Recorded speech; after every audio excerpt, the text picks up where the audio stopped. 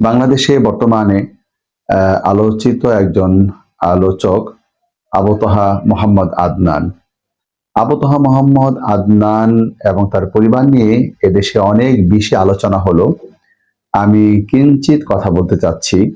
প্রথমত তার স্ত্রীর নামটা আমি উচ্চারণ করব না, কারণ কোরআনুল কারীমে আল্লাহ তাআলা ফেরাউনের স্ত্রী আসিয়া খুবই পরহেজগার ছিলেন এবং তিনি জান্নাতি একজন নারী।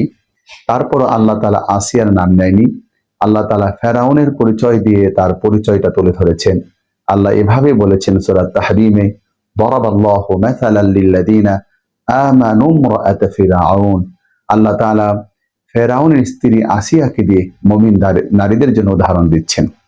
সেজন্য আমি তার নামটি নিচ্ছি না, তবে দুইজনের ভিতরে অপরাধী অথবা দুইজনকে অপরাধী হিসেবে আমি চিহ্নিত করেছি এই কারণে, কারণ তারা যখন তাদের এই পারিবারিক বিষয়টিকে অনলাইনে নিয়ে এসেছে, গোটা জাতির সামনে নিয়ে এসেছে, এটা পছন্দ করছি না, আর করতে পারছি না। কারণ কোরআনুল কারীমের মধ্যে সূরা নিসার ৩৫ নম্বর আয়াতের মধ্যে আল্লাহ সুবহানাহু ওয়া তাআলা পারিবারিক যে সমস্যাগুলি আসবে সেটার সমাধানের কথা বলেছেন। আর সেটা বলেছেন উভয় পক্ষের মুরব্বীরা তার সমাধানটা করবে। ওয়া ইন খিফতুম শিকাকা বাইনিহিমা ফাবআসু হাকামান মিন আহলিহি ওয়া হাকামান মিন আহলিহা। চমৎকার করে সূরা নিসার ৩৫ নম্বর আয়াতে আল্লাহ বলেছে ছেলে পক্ষের মুরব্বীরা থাকবে, মেয়ে পক্ষের মুরব্বীরা থাকবে, তারাই এটা সমাধান করবে। আর যদি এটা গোটা রাষ্ট্রের মধ্যে, দেশের মধ্যে পুরো দেশকে নিয়ে সমাধান করতে চায়, আসলে কি সমাধান হচ্ছে না শুধু সমালোচনায় হচ্ছে? তো এই জন্যে তাদের ভিতরে, এই দুইজনের ভিতরে যিনি বা দুজন, যে কেউ যারা এটাকে দেশের মধ্যে সবার মাঝে প্রচার করেছে, যিনি করেছে, আমি তাকে প্রচারক হিসাবে, এইখানে প্রচারণা করা কোনোভাবেই ঠিক হয়নি। এটা তিনি অন্যায় করেছে, তারা অন্যায় করেছে। যিনি বেশি করেছে অবশ্যই তিনি বেশি অপরাধ করেছে।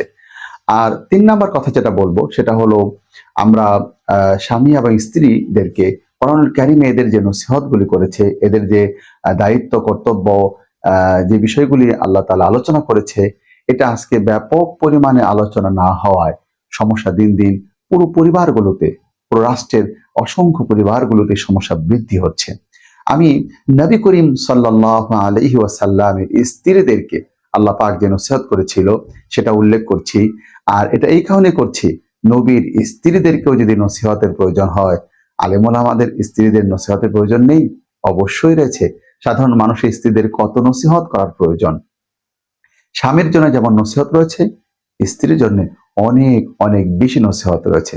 আল্লাহ তাআলা কিভাবে বলছেন, ইয়া আইয়ুহান নাবিয়্যু, হে নবীর স্ত্রীরা, কুল লিআজওয়াজিক ইন কুনতুন্না তুরিদনাল হায়াতাদ দুনিয়া ওয়া যিনাতাহা ফাতাআলাইনা উমাত্তিউকুন্না ওয়া উসাররিহুকুন্না সারাহান জামিলা। হে নবী, তুমি তোমার স্ত্রীদেরকে বলে দাও, তোমরা কি দুনিয়া চাও? দুনিয়ার বিলাসিতার জন্য পাগল হয়ে গিয়েছ? তাহলে আসো, তোমাদের তালাক দিয়ে, দুনিয়া দিয়ে তোমাদেরকে সব বিদায় করে দেই।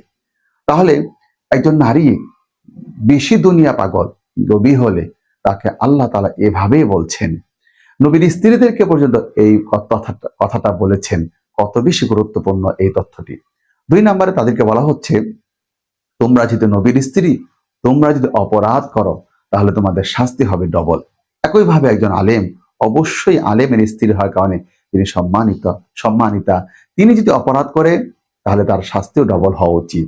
আল্লাহ তাআলা এই কথাটাও বলছেন, ইয়া নিসা আন-নবী মান ইয়াতি মিনকুন্না বিফাহিশাতিন মুবাইয়িনাতিন ইউদাআফ লাহাল আযাবু দি'ফাইন। হে নবীর স্ত্রীরা, তোমরা যদি ফাহিশা কাজ, অশ্লীল কাজ প্রকাশ্যে করো তাহলে তোমাদের শাস্তি হবে ডবল।